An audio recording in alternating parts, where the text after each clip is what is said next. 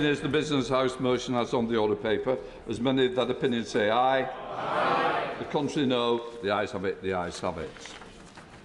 Before we start the debate, I want to put on record that I am very disappointed that the written ministerial statement, which is relevant to it, has not yet or just been made available in the last 5 minutes.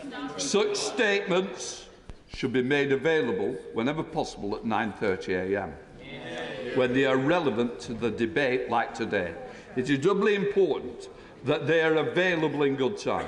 I'm sorry this has happened, and I consider it discourteous to the House. I hope this is not the new government in the way that it intends to treat the House. I'm going to take it down as bad management or incompetence rather than deliberate. Very generous.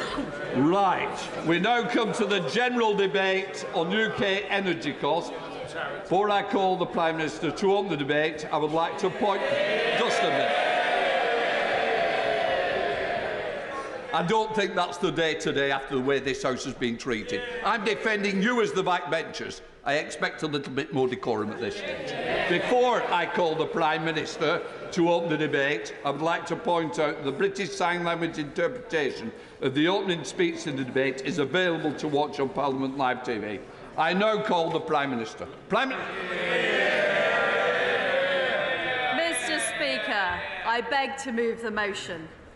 Earlier this week... Prime Minister, just 1 second. We've started the debate. I don't want any more from that particular bench. If we do, I go and get that cup of tea early. Prime Minister. Mr. Speaker, I beg to move the motion.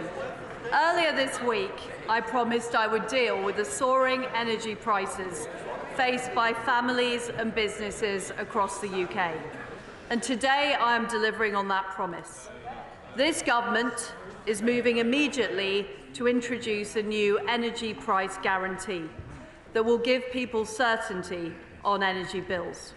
It will curb inflation and boost growth. This guarantee, which includes a temporary suspension of green levies, means that from the 1st of October, a typical household will pay no more than £2,500 per year for each of the next 2 years while we get the energy market back on track. This will save a typical household £1,000 a year. It comes in addition to the £400 energy bill support scheme. This guarantee supersedes the Ofgem price cap and has been agreed with energy retailers. We will deliver this. Mr. Speaker, I will make way in a few minutes when I have made some progress. Mr. Speaker, we will deliver this by securing the wholesale price for energy while putting in place long-term measures to secure future supplies at more affordable rates. We are supporting this country through this winter and next, and tackling the root causes of high prices so we are never in the same position again. For those using heating oil, living in park homes, or those on heat networks, we will set up a fund so that all Prime Minister, sorry about this. Can I just say, I don't want a running commentary from here and giving me the advice. I certainly don't need it. Prime Minister, I don't want to interrupt you. It's up to you to give way when you feel it's appropriate. But just to let you know that it is now being printed, the WMS, and I'm hoping that we'll bring it into the chamber for everybody to see. Prime Minister. Well, thank you. Thank you, Mr. Speaker. For those using heating oil, living in park homes, or those on heat networks, we will set up a fund so that all UK consumers can benefit from equivalent support. I thank you for giving me. National Energy Action estimate with the cap at the current level are 6.5 million households in fuel poverty. So raising the cap to £2,500, how many more millions of people will end up in fuel poverty, does you reckon? Well, Mr. Speaker, we are taking action to help people on the lowest incomes through universal credit, and we are also supplying £400 through the Energy Bills Support Scheme. Mr. Speaker, I would like to make some progress and then I will take more interventions. We will also support all businesses, charities and public sector organisations with their energy costs this winter, offering an equivalent guarantee for 6 months. After those 6 months, we will provide further support to vulnerable sectors such as hospitality, including our local pubs. My right honourable friend, the Business Secretary, will work with business to review where this should be targeted to make sure those most in need get support. This review will be concluded within 3 months, giving businesses certainty. In the meantime, companies with the wherewithal need to be looking for ways they can improve energy efficiency and increase direct energy generation. I will give way to my honourable friend. I'm grateful to the Prime Minister giving way, and I commend her on the speed with which she and her new team really grip this challenge that's facing the country. And doesn't it demonstrate, Mr. Speaker, that Conservative governments do not stand by while millions of people on low incomes are threatened? I really commend the measures she's taken. Well, my honourable friend is absolutely right. I recognise that people are struggling with their energy bills, and that is why I have brought forward this debate as soon as possible to give people reassurance ahead of this winter that energy bills are going to be affordable. And we will be bringing forward emergency legislation to deliver this policy. My right honourable friend, the Chancellor of the Exchequer, will set out the expected costs as part of his fiscal statement later this month. And I can tell the House today that we will not be giving in to the Leader of the Opposition who calls for this to be funded through a windfall tax. That would undermine the national interest by discouraging the very investment we need to secure homegrown energy supplies. If the honourable members will allow me to make a bit more progress, I may be able to answer their questions before they've asked them. But, Mr. Speaker, the party opposite need to understand... Prime Minister. Sorry, Prime Minister. A point of order, Kevin Brennan. Copies have been made available to some members of the written ministerial statement, but there aren't enough for everybody. Is it possible, if I might finish this point of order, is it possible that sufficiently so that we can all see it?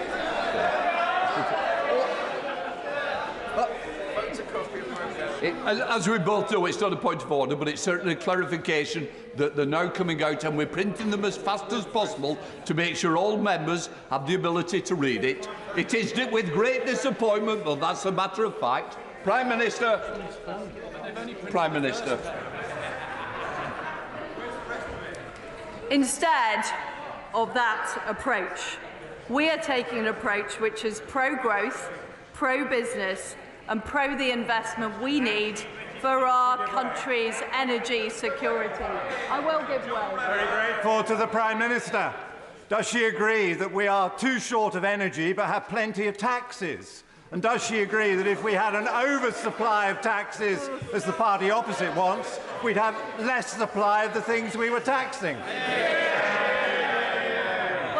My right honourable friend makes an extremely good point. The reality is we can't tax our way to growth. And the policy I am setting out today is all about helping people with their energy costs, as I promised, and making sure that we have the long-term energy supplies that we need for our country. I'll give way to the honourable gentleman at the back. Thank you to the Prime Minister for giving way. Just 6 months ago, households faced energy bills of £1,300. We are today being told that fixing prices at £2,500 is the best that the government can do. It's not. So why is the Prime Minister putting private energy profits ahead of people at this crucial time? Well, what we are doing is we're doing the important work to help people and businesses get through this winter and next winter whilst fixing Britain's long-term energy supplies. I've already given way a number of occasions. I will give way later. Please hold off for a bit longer. Mr. Speaker, this is the moment to be bold. We are facing a global energy crisis, and there are no cost-free options. There will be a cost to this intervention. I will give way. I strongly welcome this package of bills to help cover. It's a marked contrast to the meagre scrappings offered by the benches opposite. Can she? I just welcome also that she's confirmed that schools and colleges will get help with their energy bills, as the colleges face increases of 300%. And could I just finally ask her, will she continue to bear down on fuel duty? Because we know that motorists at the pumps face extortionate bills when they fill up their cars. Well, I thank my honourable friend for his point, and I'm sure the Chancellor of the Exchequer is listening intently to his point ahead of his fiscal statement later this month. Mr. Speaker, I want to make some progress on explaining how we will defray the cost of this intervention, which I think might answer some of the honourable people's questions before they ask them. So the way we are going to defray the cost of this intervention is first of all by ramping up supply. Following on from the successful vaccine task force, we have created a new energy supply task force under the leadership of Maddie McTernan. They are already negotiating new long-term energy contracts with domestic and international gas suppliers to immediately bring down the cost of intervention. We are also accelerating all sources of domestic energy, including North Sea oil and gas production. We will be launching a new licensing round, which we expect to lead to over 100 new licences being awarded.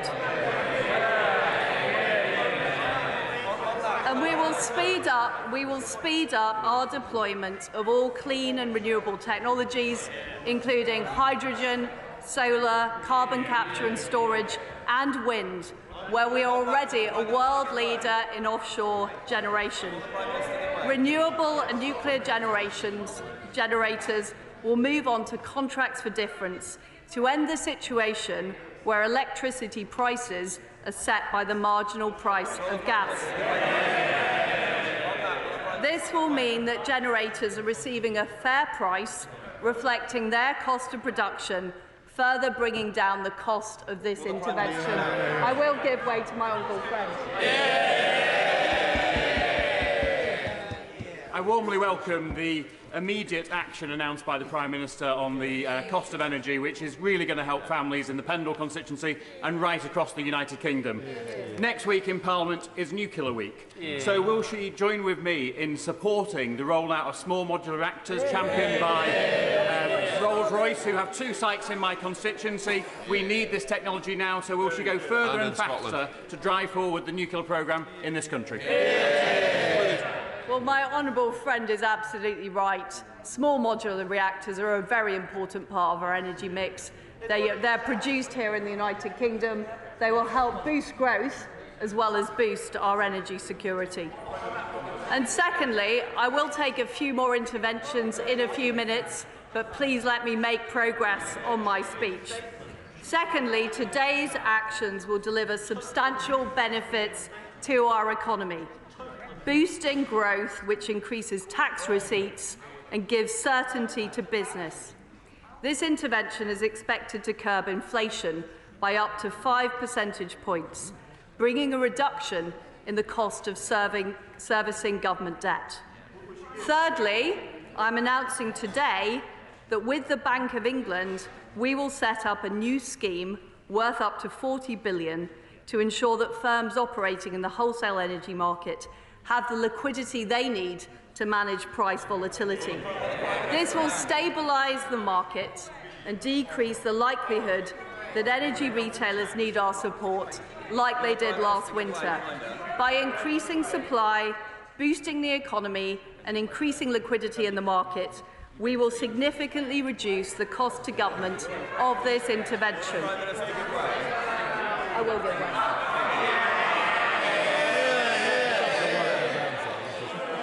Very kind of the Prime Minister to give way to so many sensible members. Today is clearly a big intervention, and the government is, as she promised, wrapping its arms around my constituents, as we did during the pandemic, and looking to the future. Can she confirm that the plans are primarily about domestic supply rather than imported reliance, and therefore in line with the commitments, the important commitments that we made at COP26 in Glasgow and the path to net zero that we made in our manifesto 3 years ago? Well, I am completely committed to net zero by 2050, and I'll be saying more.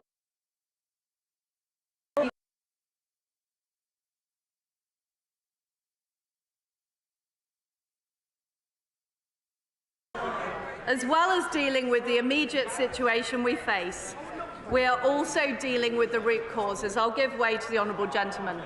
Very grateful for Prime Minister Way, and can I welcome her to her place and hope she will work with opposition parties in the national interest. But can she confirm that her announcement today will still see the energy bills of struggling families rising by another £500 next month, and that this winter they will be paying energy bills twice the bills that they paid last winter? Well, we're also, at the same time as introducing the energy price guarantee, also providing families with £400 and providing extra support to the vulnerable. So vulnerable families will be receiving that extra support. But, Mr. Speaker, I want to move on to why we are in the situation we are in now. And the fact is that energy policy over the past decades has not focused enough on securing supply. There is no better. I don't know why, Mr. Speaker, I don't know why the honourable gentleman is laughing. He is partly responsible for this.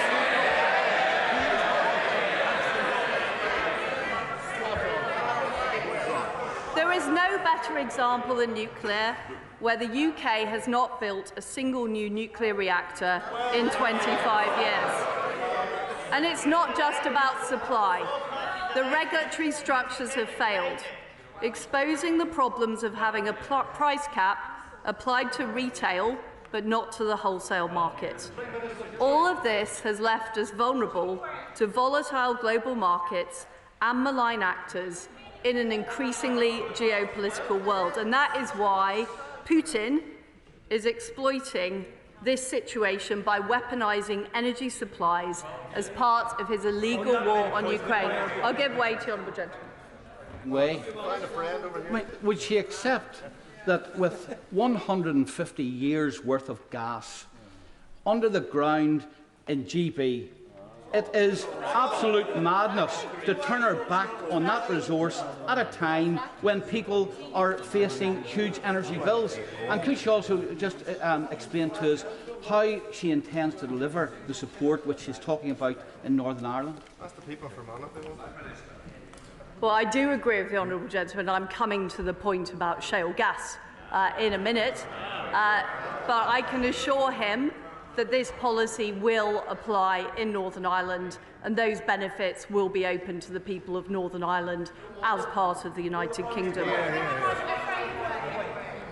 So, as well as the action that I am announcing today, we will use these 2 years ahead of us to make sure that the United Kingdom is never in this situation again. So I will be launching 2 reviews. Firstly, a review of energy regulation to fix the underlying problems. We want a new approach which will address supply and affordability for the long term. Secondly, we will conduct a review to ensure we deliver net zero by 2050 in a way that is pro-business and pro-growth. And this review will be led by my right honourable friend, the member for Kingswood. I will give way to this. Can I firstly, on behalf of the people of South Leicestershire, welcome my right honourable friend to her role. She mentions Putin. Whilst the measures that she's announcing today are incredibly welcome for my constituents and all our constituents to protect, and particularly the poorest and most vulnerable in society, will she give an assurance today that her government will continue to stand firm against the appalling and brutal actions of Putin and his thuggish regime?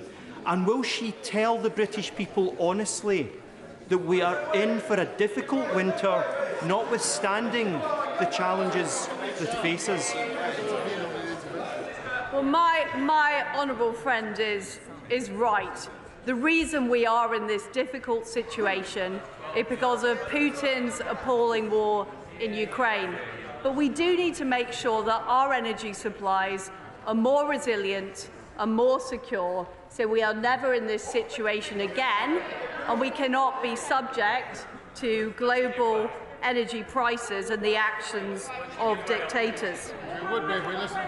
We are delivering a stable environment that gives investors the confidence to back gas as part of our transition to net zero. It is vital that we take steps to increase our domestic energy supply. I'll make a bit more progress and then I will give way. We will end the moratorium on extracting our huge reserves of shale, which could get gas flowing as soon as 6 months, where there is local support for it. We will launch Great British Nuclear later this month, putting us on a path to deliver up to a quarter of our electricity generation with nuclear by 2050. I'll give way to the Honourable Lady. To the Prime Minister. Last September, I asked the then Business Secretary why the government signed off on the closure of the rough gas storage facility. He dismissed it as not relevant and he accused me of stoking panic and alarm. Given the government are now reportedly reopening that facility, it doesn't suggest the new Chancellor is a man of foresight and strategy, does it, Prime Minister?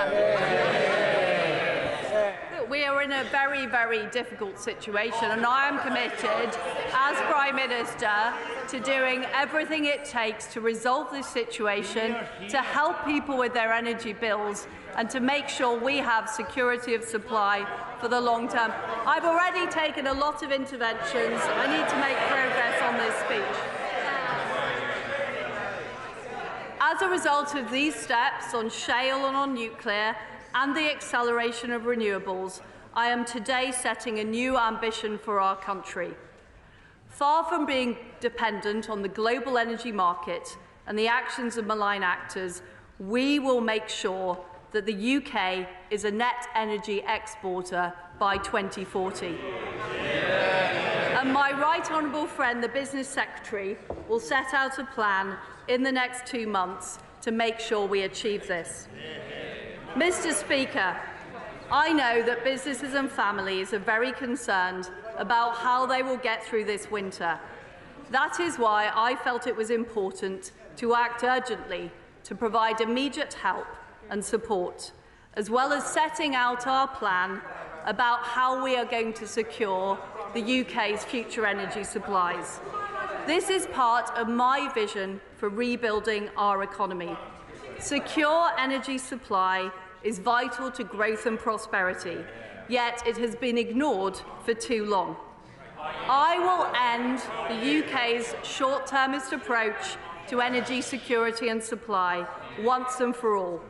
That is what I promised on the steps of Downing Street. Today, we are acting decisively on that pledge. This will help us build a stronger, more resilient and more secure United Kingdom. I commend this motion to the House.